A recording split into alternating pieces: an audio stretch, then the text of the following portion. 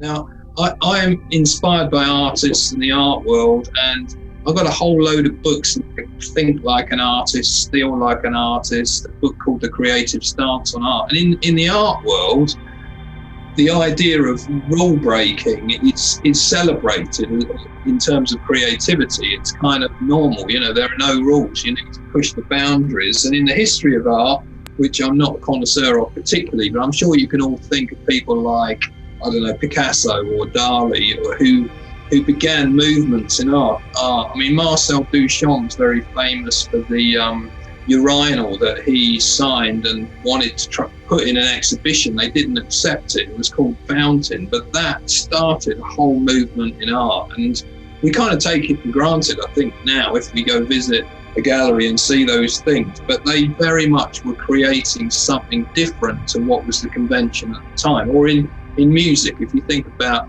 hip hop coming out of jazz or punk, these are kind of ruptures in a movement that saw things very, very differently. So that's the kind of thinking we're looking at tonight. So this is what we call the Lent Cross. We asked people to post little things in. They were little like Monopoly money things that we'd created that said what could you do without or what couldn't you do without. Is this in the High Street, or where is it? It's placed in the middle of the lanes in Brighton, so it's in one of the pedestrian areas, and it was there 24/7 for 6 weeks. And every couple of days I'd go down and check on it, and sure enough, you know, within about a week, I remember going down one day and finding footprints all over the top of it, which clearly people were coming out of the pub at 1 o'clock in the morning and dancing on top of it. But it began to get cracked and destroyed.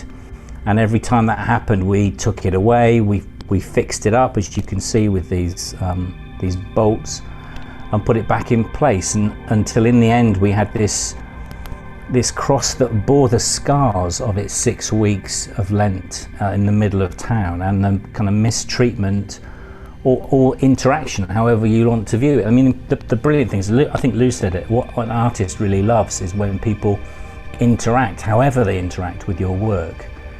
And interacting with it destructively is just as valid a way of interacting as it is kind of appreciating and stroking and loving it. One of the spaces that I particularly recently have had to think about this was in theological education. So somebody just said happy birthday to us because we've been doing the pioneer thing for 10 years. But getting into theological education was a new world for me, but it's so kind of got its own way of doing things, thinking about theology, mission and so on. But that was a space in which I needed to try and think imaginatively, to break some of those conventions, to create something new.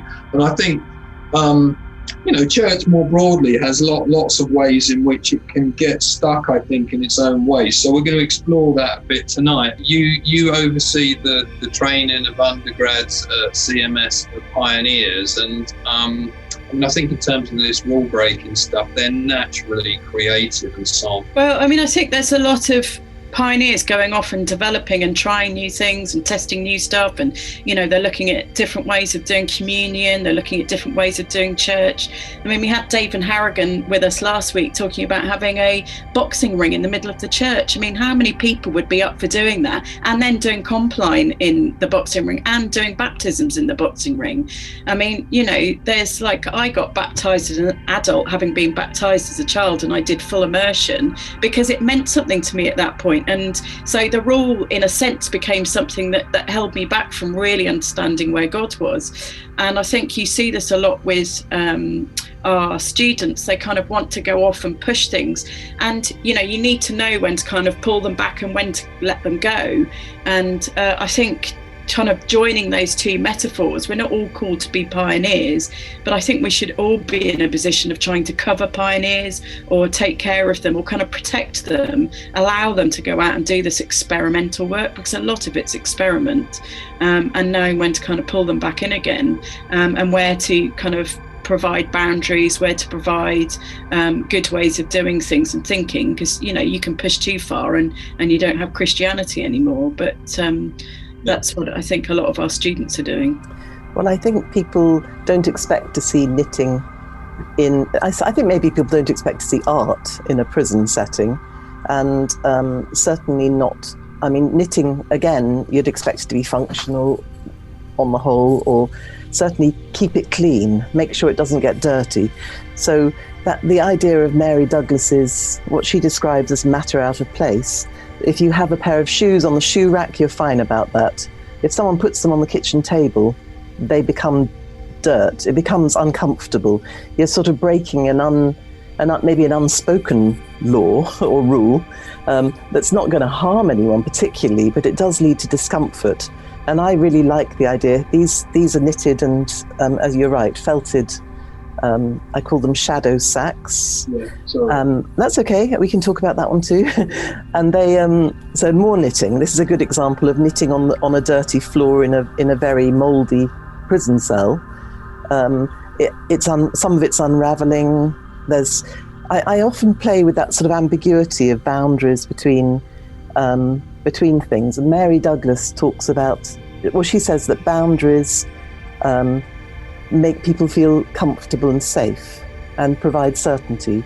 Whereas if you regard them as thresholds, they lead to discomfort and a whole range of other responses, in fact, she says. So, yeah, I think there's a lot of really good imaginative stuff being done. And I think one of the things that I wish, do we trust people enough to go off and do the work of God? Do we trust that God is out there doing the stuff already?